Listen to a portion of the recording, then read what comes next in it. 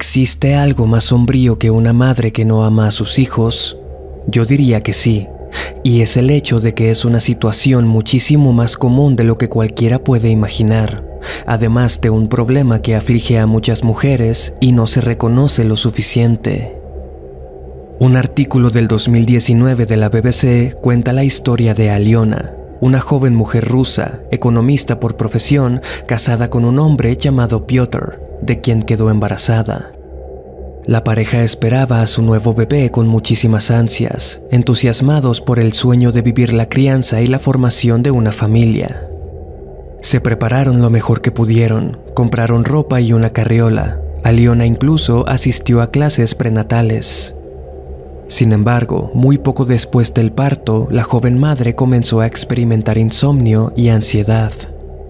Seguido le sobrevenía una sensación de intensa preocupación y angustia, sentimiento que se apoderaba de ella al pensar que no podía con la situación, que no podía ser la madre que su recién nacido necesitaba. Aliona buscó ayuda psiquiátrica y le recetaron un medicamento que al principio parecía ayudarla, pero no evitaría el trágico suceso que estaba por ocurrir. Una tarde, cuando Piotr volvió a casa del trabajo, encontró absoluto silencio. No fue recibido por su esposa como de costumbre. En el baño encontró el cuerpo de su bebé de 7 meses flotando en la tina llena de agua. No había señales de Aliona. Desesperado, el hombre sale a buscarla y la encuentra en los límites de aquel suburbio en Moscú, cerca de un lago, inconsciente. Se sabría que Aliona tuvo un episodio psicótico ocasionado por depresión posparto, en el que después de ahogar a su bebé se tomó una botella de vodka y se dirigió a aquel lago, dispuesta a quitarse la vida.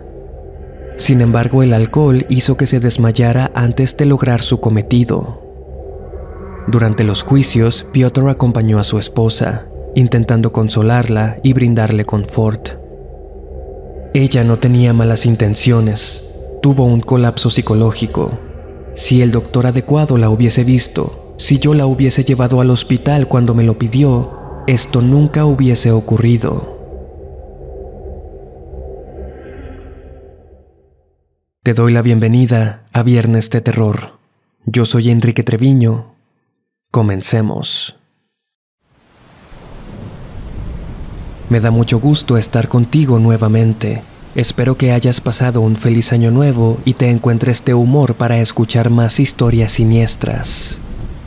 Viernes de Terror es un proyecto totalmente independiente, lo que significa que yo me encargo de todos los aspectos del programa, desde la imagen hasta la producción de los episodios.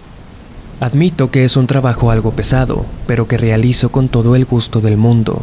Tu apoyo me hace ver que lo aprecias. Si aún no lo has hecho, te invito a que si disfrutas mi contenido, califiques el podcast con 5 estrellas y lo compartas, así como pasarte por mi canal de YouTube y suscribirte. Eso me ayuda mucho a crecer y a poder continuar. Como seguro ya sabes, te dejo en la descripción los enlaces de mis perfiles de Instagram y TikTok. Espero tu follow.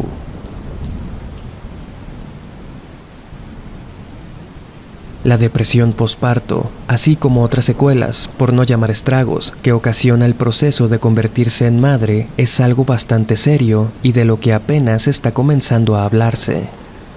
El caso de Aliona es uno en muchísimos. De acuerdo con criminólogos de Rusia, el 80% de las madres que han cometido filicidio acudieron antes al médico, quejándose de dolor de cabeza, insomnio y alteraciones en el ciclo menstrual. Sin embargo, debido a múltiples clichés como la autonomía o el instinto maternal, muchas no reciben la ayuda apropiada.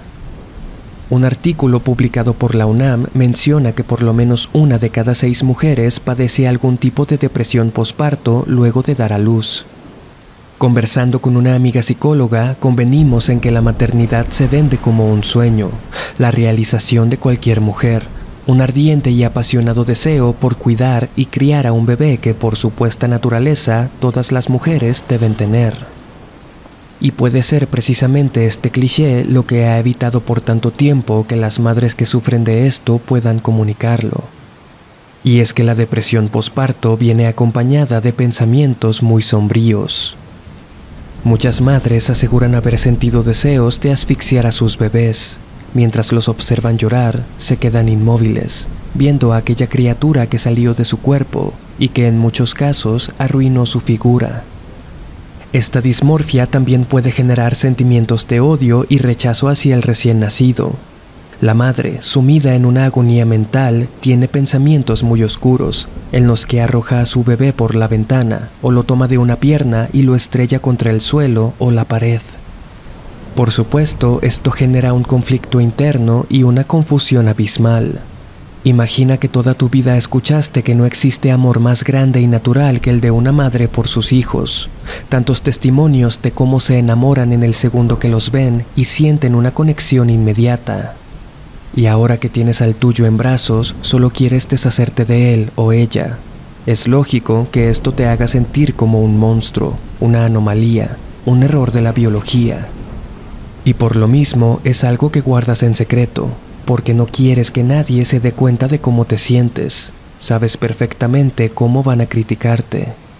Entonces pones la mejor cara que puedes y continúas con la vida, hasta que la desgracia ocurre. No es en el 100% de los casos, pero muchas madres terminan lastimando gravemente, si no es que matando a sus propios hijos durante uno de estos episodios. No pretendo criticar, ni tampoco establecer realidades sobre esta situación, mucho menos hacer de convaleciente. Antes bien, además de entretenerte, quisiera que este episodio contribuya a la conciencia que se está generando sobre el tema. La vida de Andrea Pia Kennedy es uno de los mejores ejemplos de que las apariencias engañan. Muchas veces las sonrisas o las vidas perfectas ocultan una condición emocional y mental destructiva. Nació el 2 de julio de 1964 en Hallsville, Texas. Su padre, Andrew Emmett Kennedy, de ascendencia irlandesa y nacido en Massachusetts en 1917, fue piloto de la Fuerza Aérea durante la Segunda Guerra Mundial y pasó tiempo en Alemania. Ahí conoció a su futura esposa y madre de sus hijos, Jutta Karin Kohler, una joven alemana que trabajaba como traductora local. Después de la guerra, volvieron juntos a Estados Unidos, donde se instalaron en Houston, Texas, y tuvieron un total de 5 hijos: Andrew, Brian, Patrick, Michelle y la menor, Andrea, protagonista de este episodio. Según testimonios, la familia Kennedy tenía una vida completamente ordinaria y típica para la época. Andrea creció con una idiosincrasia cristiana muy arraigada. Quienes la conocieron de niña afirman que Andrea era bastante alegre, siempre esforzándose por cumplir las expectativas de sus padres y maestros. Le fascinaba estar en el agua. Ir a nadar a la playa o a la piscina de la YMCA era algo que disfrutaba bastante y podía hacerlo por horas. Se llevaba bien con sus hermanos, incluso junto con ellos, y su madre al volante era la encargada de repartir el periódico por el vecindario durante las mañanas. Sin embargo, todo esto cambiaría tan pronto como llegó a la pubertad, momento en el que este interés por satisfacer las expectativas de todos se convirtió en obsesión. Andrea era una chica bastante inteligente, además de popular en la escuela, siendo la líder del equipo de natación en la preparatoria. Sin embargo, parece que todo lo hacía para poder encajar en el canon estético y social que sentía que se esperaba de ella. También por la misma época comenzó a obsesionarse con la teología. Pasaba horas leyendo la Biblia y otros textos religiosos, discutiendo con sus hermanos la existencia y naturaleza del alma. A pesar de que muchos la consideraban hermosa, Andrea prefería evitar los bailes y actividades sociales de la escuela. Nunca nadie le conoció alguna pareja o novio. Prefería quedarse en casa estudiando. Al mismo tiempo, comenzó a desarrollar una enferma obsesión con su peso y figura, lo que la condujo a padecer de bulimia en su adolescencia. Por fuera era la hija ideal, por dentro sufría terriblemente en silencio. A los 17 le confesó a una amiga que llevaba tiempo considerando quitarse la vida. Con todo, Andrea se graduó de la preparatoria Charles Milby de Houston en 1982, como la valedictorian de su clase, es decir, la alumna con las calificaciones más altas. Desgraciadamente, la depresión ya era parte de su rutina, y lo seguiría siendo. Se cree que esta aflicción fue heredada por la genética de su familia, ya que no existe ningún registro de algún evento particularmente traumático en su vida. Era una niña amada y querida. Después de la preparatoria, ingresó a la Universidad de Enfermería de Houston, donde se graduó como enfermera y comenzó a trabajar en la Universidad de Texas, en el Centro de Cáncer MD Anderson. Para entonces se había mudado de la casa familiar a un complejo de departamentos llamado Sunscape, lugar que le encantaba porque tenía un área común con piscina.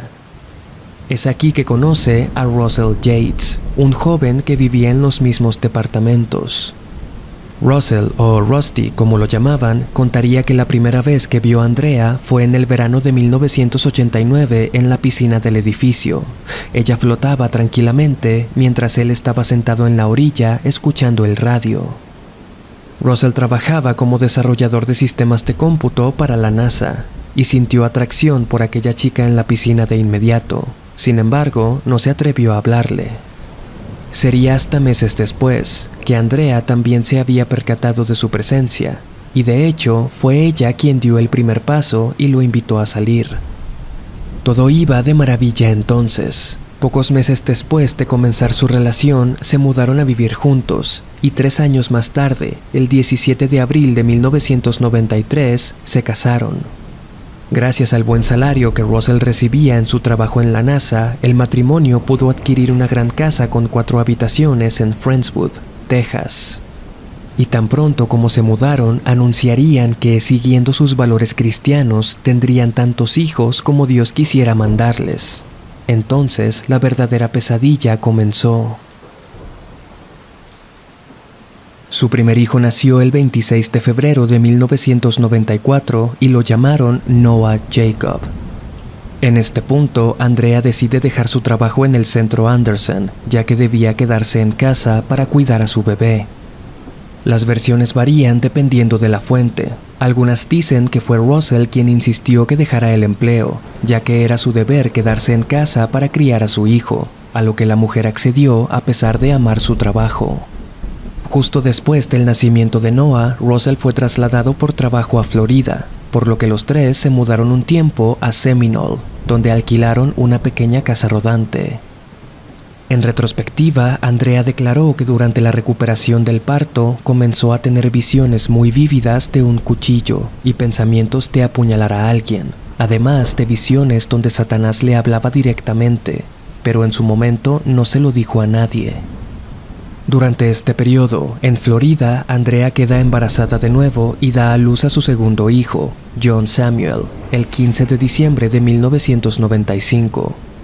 La vida de la pareja era bastante tradicional y rutinaria. Russell salía todas las mañanas a trabajar, mientras Andrea se quedaba en el remolque cuidando de sus hijos. La depresión que había sufrido durante su adolescencia parecía haber desaparecido. La línea de tiempo es algo confusa, pero se supone que poco después del tercer embarazo de Andrea, Russell fue trasladado nuevamente a Houston, donde adquirió otra casa rodante, esta vez más grande. Entonces nacería el tercer hijo, Paul Abraham, el 13 de septiembre de 1997. Posiblemente pienses que el matrimonio estaba siendo un tanto descuidado, teniendo hijos casi cada año. Es decir, ni bien Andrea se recuperaba de un embarazo, comenzaban a trabajar en otro. Pero recuerda, esa era precisamente la filosofía de esta pareja. Incentivados por la religión, debían tener todos los hijos que Dios les enviara. Por esta razón, sobre todo Russell rechazaba el uso de anticonceptivos, así como cualquier medicamento contraindicado para mujeres embarazadas. Entonces nació su cuarto hijo, a quien llamaron Luke David, el 15 de febrero de 1999. Para el día siguiente, el 16 de febrero, Russell se encontraba ya de vuelta en su trabajo, cuando recibe una llamada de su esposa pidiéndole que fuera a casa de inmediato. Cuando llegó, encontró a Andrea arrinconada en una esquina, con un semblante desorbitado, mordiéndose frenéticamente los dedos, cuya piel estaba comenzando a desprenderse. Cuando la mujer se percató de la presencia de su esposo, lo miró fijamente, temblando, y solo dijo: «Necesito ayuda». El hombre entonces optó por llevarla con sus suegros, es decir, los padres de Andrea, donde esperaba que se sintiera mejor luego de pasar una temporada. Andrea y sus hijos llegaron entonces a la casa de los Kennedy, recibidos por la abuela Jotter y el abuelo Andrew, quien por cierto tenía Alzheimer, y Andrea solía cuidar de él. Parecía que las cosas comenzaban a acomodarse nuevamente, pero un día Jotter no encontraba a su hija por toda la casa. La halló en el baño, bajo el lavabo, inconsciente. Se había tomado cerca de 40 pastillas de un medicamento antidepresivo. Aquello hubiera sido su fin. Sin embargo, la familia reaccionó con rapidez y pudieron llevarla al hospital a tiempo. Luego de eso, Andrea es internada en una clínica psiquiátrica por unas semanas, periodo en el cual le diagnostican depresión posparto y le recetan medicamentos como el Zoloft. Cuando la dan de alta, se va de nuevo a vivir con su marido y sus hijos. Sin embargo, el horror apenas comenzaba. Los ataques y episodios de Andrea se hacían más frecuentes. En una ocasión, Russell, volviendo del trabajo, la encontró en el baño, presionando un cuchillo contra su cuello, suplicándole que por favor la dejase morir. Investigando, me topé con algo muy interesante en este caso. Algo que por alguna razón muchas fuentes simplemente pasan por alto. En algunos artículos en inglés se menciona un culto religioso, liderado por un sujeto llamado Michael Warnecke y su esposa. Andrea y Russell eran miembros de este culto, que profesaba una versión un tanto curiosa sobre el cristianismo. De acuerdo con Michael, el trabajo y las posesiones eran la influencia de Satanás. Además decía que todas las mujeres heredaban el pecado de brujería de Eva y que solo podían redimirse a través de la sumisión a sus esposos. Estas ideas se habían instalado de forma arraigada en la mente de la pareja, sobre todo de Andrea, quien mantenía una relación muy cercana con el líder del culto. De acuerdo con algunas fuentes, estos dos solían mandarse cartas, en las que Michael le decía que era una mujer débil y malvada por no disciplinar a sus hijos de manera física y rígida.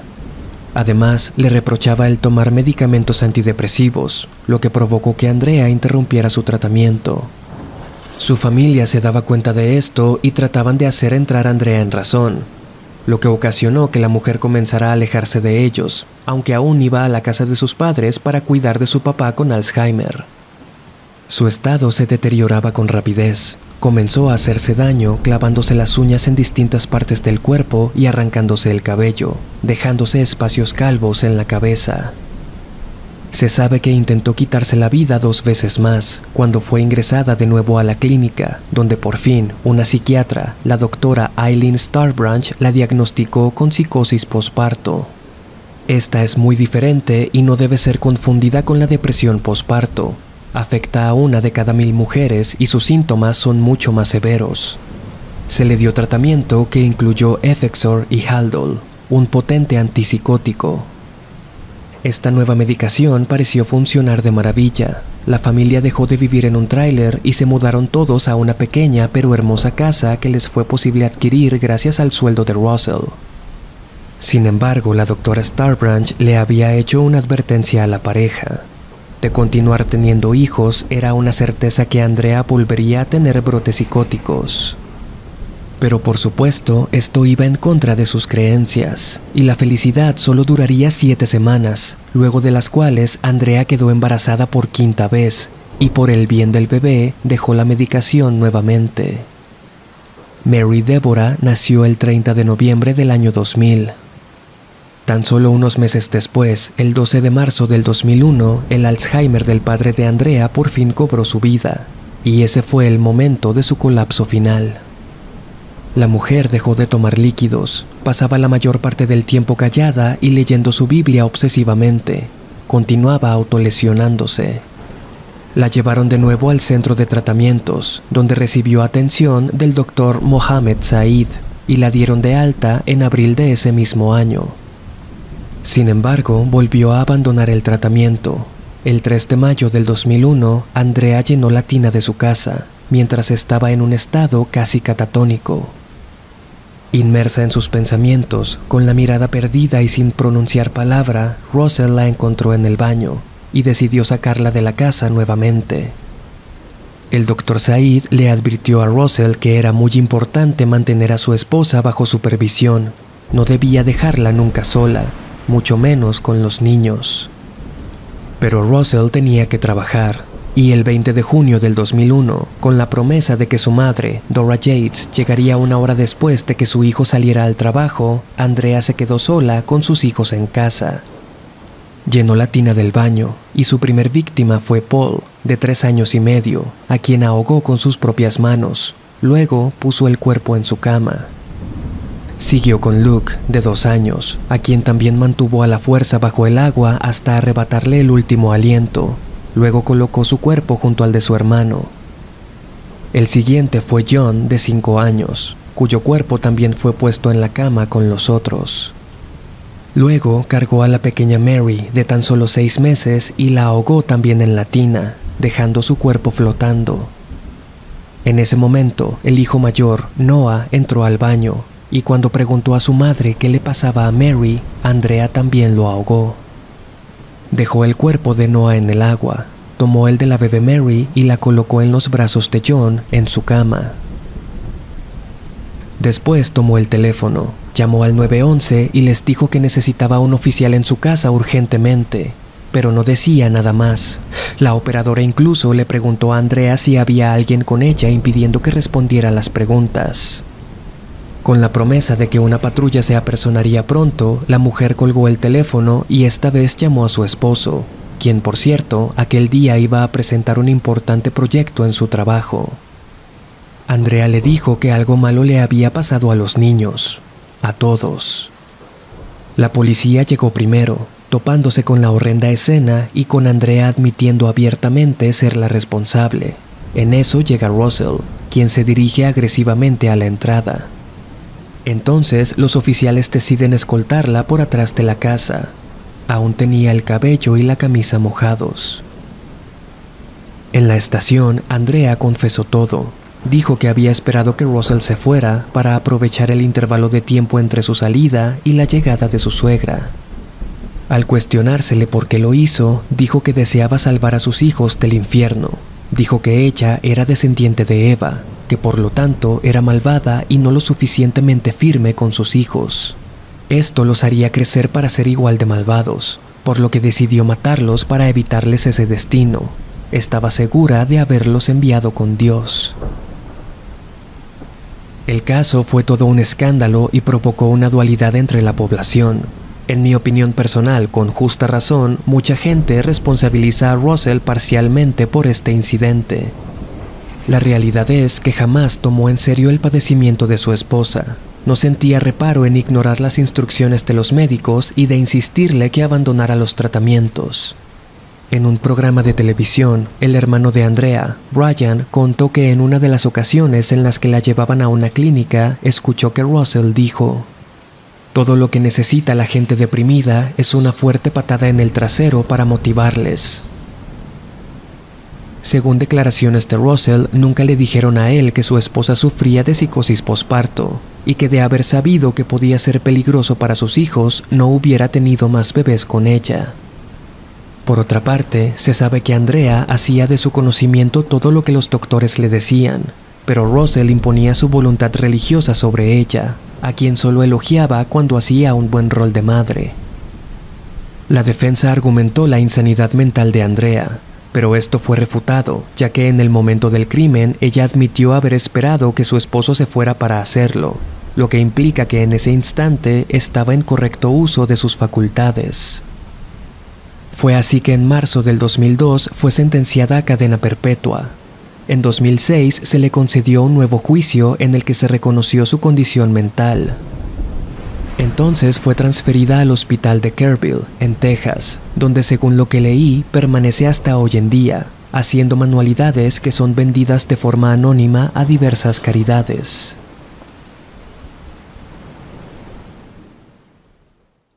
Te agradezco mucho por llegar hasta el final de este episodio. Espero que lo hayas disfrutado. Es un placer estar de nuevo contigo. Y como siempre, te recuerdo que los enlaces a mis perfiles de Instagram y TikTok están en la descripción. Yo soy Enrique Treviño. Hasta la próxima.